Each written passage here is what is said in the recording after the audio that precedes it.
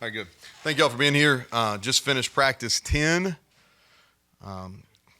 Camp runs through the 21st for us. And so, give you an idea, tomorrow we just finished a shells practice. Tomorrow we'll be in full pads back in the stadium. Wednesday will be a little bit lighter practice. And then Thursday is a non-practice. Friday will be very similar to today on the practice fields. And then Saturday we'll be back in the stadium. Probably try to get about 100 plays live. Then come back the following Monday and Tuesday, and then wrap up with our mock game Wednesday night under the lights on the 21st. So that's kind of our schedule. Prepping for the season, not getting into any first game stuff. We gotta prepare for a grueling. Really, it's a 14-week regular season now. So I think this week it's a big prove it week, and kind of what I talked to the team about is this is the hardest week that we'll have this season. It's the most physical week we're going to have this season. And can we do hard things better? And we got to prove it. Who can we count on? Who are the newcomers that are going to play? Who are the guys that are kind of stepping up from maybe a backup or a special teams guy? Now they're going to step to the forefront.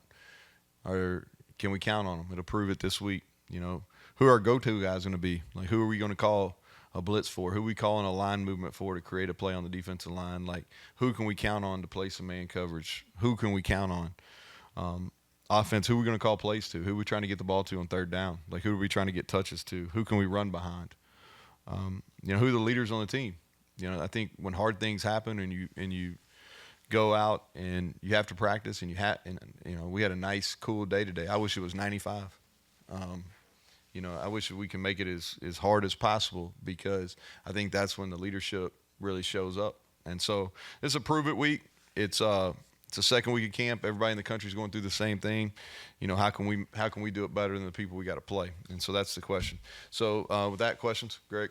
So Saturday scrimmage, what'd you see? Good, bad, and give us a little analysis. Yeah, so I thought the defense started off really well, which was a positive. I'll talk defense first, and I'll move over to offense, and I'll talk some special teams. Defense started fast. I thought our D-line was much more effective Saturday than they were Tuesday. They did a nice job. I thought our linebackers played their run better, still not good enough, but better. And then I thought offensively slow start, and then came out and finished the scrimmage really well. We put a lot of pressure on the quarterbacks, trying to throw the football, maybe more so than we normally would. We were efficient throwing the ball. We were good in the red zone offensively. Defensively, we weren't bad in the red zone, but we didn't. The one thing is we didn't create any takeaways down there. That's something we've really talked about. But as far as I thought we played on offense, just inconsistent. The good was really good, and then there was times we didn't look like a veteran outfit like we are. Defensively, we weren't able to maintain the energy from the start, which is something we're going to have to do. Special teams, right now what you do on special teams is it's hard to evaluate the whole unit because you're trying to figure out who you're going to play with. So you really look at individuals who did well, and I thought some guys made some strides on special teams. So there was a mix. It wasn't one-sided by any means. It was a mix. I thought our guys responded for the minus a few of them responded pretty well today. We went for 110, 115 plays on Saturday. We started at 7:30 and went for a good bit. Now the test is tomorrow, because we're going to put pads back on and go back in the stadium and play a bunch of game-like situations. Neal, how do you mentioned seeing who steps up and becomes leader. How do you, I guess, without the benefit of hot weather, how do you kind of simulate adversity in practice? Yeah, so you just put people in situations. Like offensively today, we started our team segment with a coming off. We put the ball on like the 4-yard line, and you try to pin them back. We did a sudden change defensively. They, had to go them out, and the ball's on the 21-yard line, and you got to put it out. So I think it's more about, putting guys in real situations and playing it, creating adversity when you don't have any. So that's how you do it. Yeah, the good thing is it's easier to do that when you have competition. We don't have competition at every position, but we got it in a lot. You think about it, D-line, we feel really good. We could go, I think 7, 8 guys right now we feel really good about. That's competition. Like if you don't play, I talk to them about it all the time. The best sign of ability is availability. If you want to be counted on, you got to practice. You got to practice every day. Because the only way you're going to get better in this game, this is a practice sport, that we play 12 guaranteed games. Hopefully you can play 15, 16, whatever it is. But we practice a lot. And so you got to be available to practice, and that's where you get better. You look at linebackers. We got 5, 6 guys maybe that are competing for 2 and 3 spots. In the defensive backfield, we got more players back there than we've ever had. And then you got the flexibility defensively where, okay, we can play, we can play 3 linebackers instead of playing, a 5th DB. Okay, or we can play dime and take one of the linebackers out.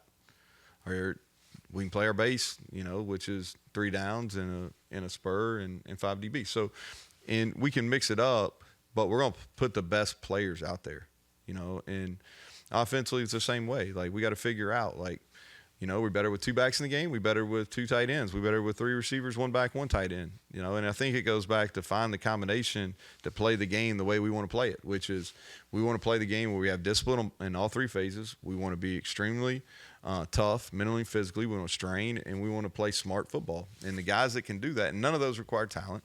So the guys that can do that are the guys who will figure out how to play. You mentioned the depth on the defensive line. Some of those young guys, are you starting to see what you wanted to see out of them at the start of camp? Well, I think the guy that's really there's 2 guys that have kind of played above everybody else to this point. That's T.J. Jackson, who's been a great addition. Man, he plays with a motor, and you saw that on his film at Troy. He's fun to coach. And Eddie V, Eddie V's played that way for his whole career.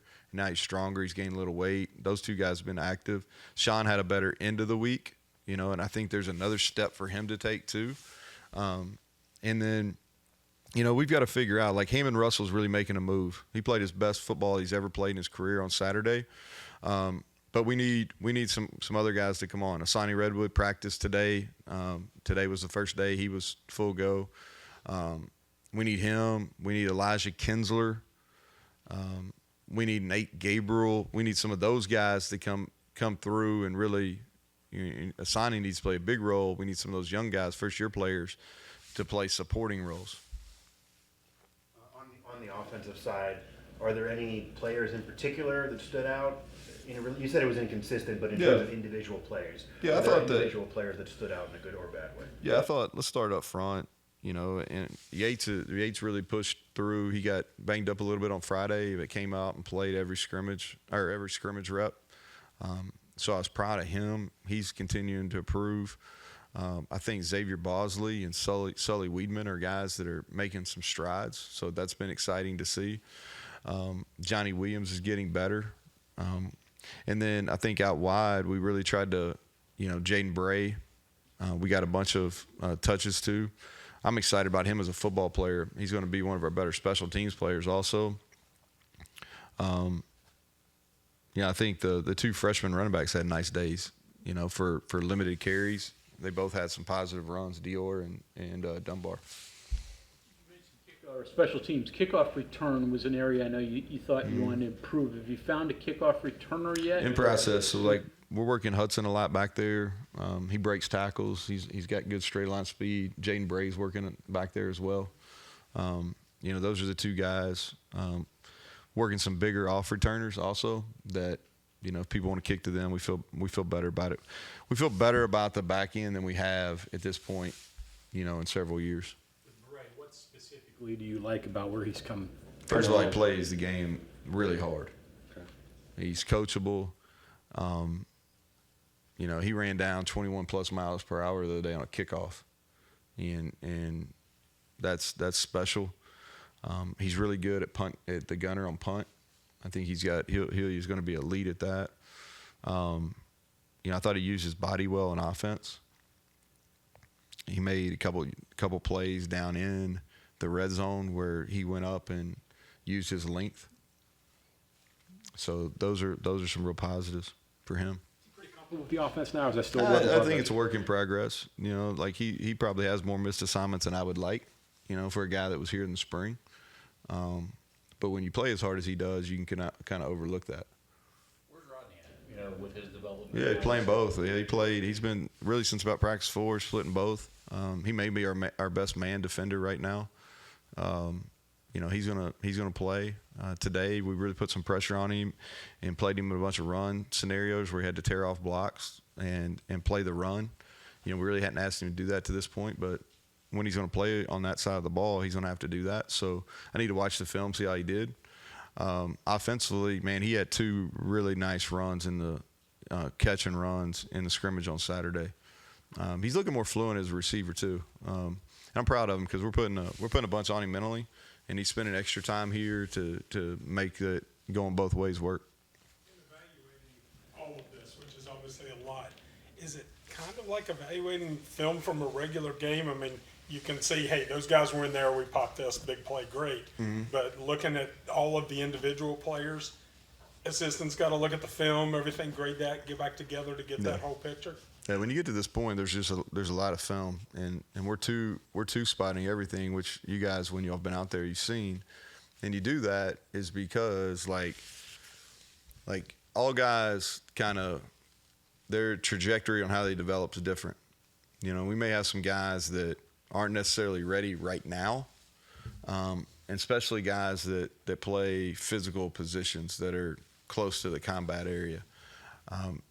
But they may be ready in late October, early November. And so with the redshirt rule, the way it is, you want them to log these reps, you know, quality reps within your system, your base systems that you're installing during fall camp. So when they are physically ready, they really have those reps to fall back on. That's the hope. But there's a ton of video. You know, every single day there's a ton of video. And so that's good, you know, and now that more individuals in the building can coach, we can split those meetings up where everybody's getting an opportunity to watch themselves and make the corrections and develop at their own pace. So that is a positive. When you sit back like today, as a head coach, like you don't want to go out and see one side be dominant. Now that happens, you know, like Friday's practice, the defense won going away. You know, in Tuesday's practice early in the week, the offense won it going away. Like, that's not really what you want to see. Today was closer to what you would like to see. It was a much cleaner practice. We were in shells, very few guys on the ground. You know, I thought it ebbed and flowed. Offense won some periods, defense won some periods. When you start playing better football, that's what it looks like. You know, I think there's a big difference, and I talked to our staff about this a bunch. There's a big difference between what a quality offensive play looks like and what an offensive play that was successful because of negligent defense. And the flip side is true too. There's a major difference in what a quality defensive play looks like compared to what a negligent offensive play looks like, right? You know, if the offensive guy goes the wrong way and the D-line makes a tackle, yeah, it's a tackle for a loss, but did he really get better? Probably not. You know, and so that's kind of what you got to look at as you're evaluating. Kind of going off that question, and you kind of alluded to it as well, all the extra assistance. How much does that help break down film, especially coming off a scrimmage, or can it potentially put too many voices, too many opinions in a room? Nah, it's like we've been preparing for this, so the breaking down film doesn't change at all. That was something they could do for a long time. It's more about the attention in a walkthrough and in a meeting. So to give you an example, like I think I've used this before, it's all about your student to teacher ratio or coach to player ratio for us. And so when we go to walkthrough, we don't have a bunch of people standing in the back. You know, we can break it up. And so maybe we have our guys that are in our developmental group, man, they go down and they walk through some things on air, offense and defense, while the guys that are preparing that are ready to play right now, those guys are walking through looks we're going to see as we move through the season. You know, because that's kind of what we do in our walkthrough settings. Or, you know, we have a bunch of film, so we're two spotting. So we've got one group that's going on one field, another group's going on the other field. So when we come in and we after we watch the film together as a staff, now taking offensive line, for example, you've got one group that Matt can be with, and you got another one that Ryan Alexander and Jens Danielson can be with. You know, so now during that same hour meeting, the guys are getting really detailed instructions on the plays that they're getting. And I think over time, maybe not one day, maybe it doesn't matter, but I think over the course of the 21 days that we're in fall camp, that's going to make a significant difference, because if you're coaching and you're walking through and you're getting full speed reps, there should be a lot of learning that's taking place there, and I think it'll help us as we move forward. You're about a week or two away from Yep. making your decisions, and these guys prove it week and the likes. How intense do those meetings get when you get down to making decisions, and what do you base it on? Yeah, so a lot of times those things don't have to happen in meetings, because we try to give really clear feedback day to day. And so we're talking about, these guys are graded from a percentage basis and a production basis every time. Like, we treated, in our minds, our we're trying to, college football is getting more like the NFL, and so we've adopted that during preseason camp. So that was exhibition game number 1. That was preseason game number 1 on Saturday. We got preseason game number 2 coming up this Saturday. And, man, we are just like the NFL teams are cutting their roster, and, like, we're not cutting anybody, but we're building up who's going to play. And there's not a whole lot of gray area in it. And here's what your grade was from a percentage standpoint. That's your effort, your alignment, your assignment. Here's what your production looks like. And your production basically is, did you make a play? When you were in a position to make a play, did you make a play? And so it's real clear from anytime we're in any type of team setting, what the performance was. And so by the time we get to Wednesday the 21st after our mock game and we start our Penn State prep that following day, there's not a whole lot of gray area. Like, sometimes when you have a quarterback competition, you got to have a hard conversation. But for the most part, hey, this is what it looks like. This is where we're at. And you may, of the 22 positions, starting positions, you may have 3 or 4 that are tough conversations about. But for the most part, it's pretty clear who's playing. And then the way the game's played now, very few positions, you play every snap. So there's a ton of rotation. We're going to be more personnel-based defensively, so we're going to play more sub-packages than we have in the past. So more people are going to play on that side of the ball. And so I don't know if that really answered your question, because it's really not – there's not a whole lot of – I mean, we're trying to – like, I'll give you an example just because I'm not trying to avoid the question. Like, who's going to be our third running back? We know who the first 2 are. Who's going to be the third? Tight end. Who's going to be the third tight end? We know who the first 2 are. Who's going to be the third? Those are – then you make a decision about who's playing. The tougher deal is when you have to make a travel roster. So whatever that looks like, Oklahoma State, when we have to have a legitimate travel roster, that's when those are some hard conversations about who's not going, because we have to get down to 70. What role does your gut play? I think so, yeah. Yeah, I think what you have to be careful of as a coach is and I constantly think about this, is as a coach, your crutch is experience, but hungry talent can overcome experience. And so that's kind of the inner battle, because from experience, kind of what you got, but maybe you got a younger player that's more talented, you're a little unsure, especially when you come out of the box or you come out of the preseason and you got to be ready to go. And, it's not like, I said it several, we're not easing into it. And so as a coach, you still, regardless of who you're playing, you really got to say, okay, hey, even though a guy's got some experience, let's not forget that hungry talent will overcome that. And it may be a little bit later, but it's going to eventually overcome it. So those are kind of the things you kind of fight with inwardly as a coach. Is there a factor, because you're not easing into it and it is Penn State and that big of a deal in terms of these battles, that you got to trust? Yeah, like you got to trust. That's, Bob asked this. I mean, you got to trust your gut a little bit too, and you got to do a really good job of creating some pressure situations within practice. And then you got part of the high school evaluation, like if it's a freshman we're talking about or a transfer, like part of that evaluation process is how they handle, pressure situations. I think trying to give you a good freshman example here.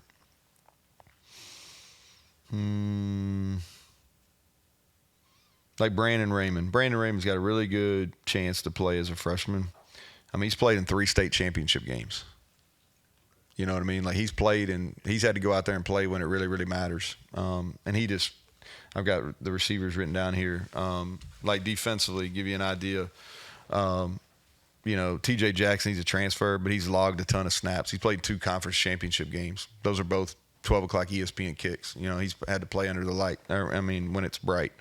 So just like that's how you kind of weigh it. Like if they've performed well, even if it hadn't been on your team, if they've had to do that. Like I've used the example I think I told you before with Rodney.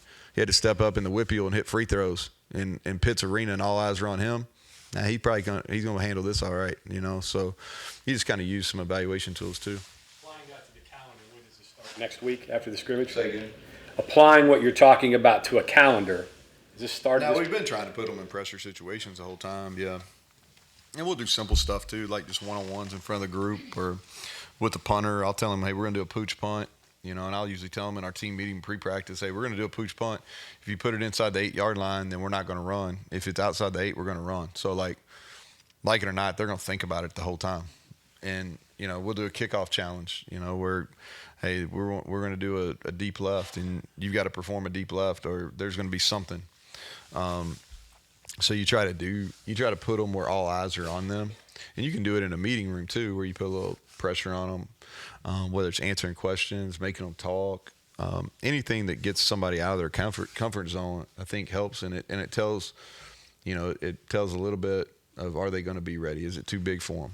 And then there's some guys that if they fail, you better tee them up the next time to make sure it works because you want them to be ready, right? And like confidence is a big piece of it. Somebody was at, was that Mike? It's been a couple of days. I was just curious about Lathan and Wilson.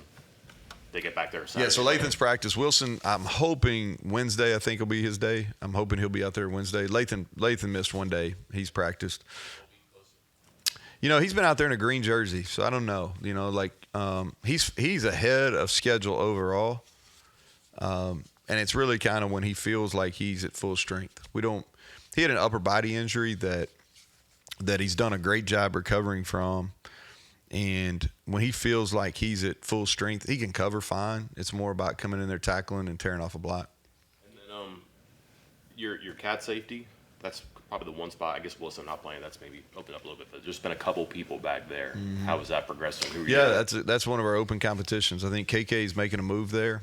We're going to have some position flex where some other people can play back there. I think Burks is going to have to give us some snaps there.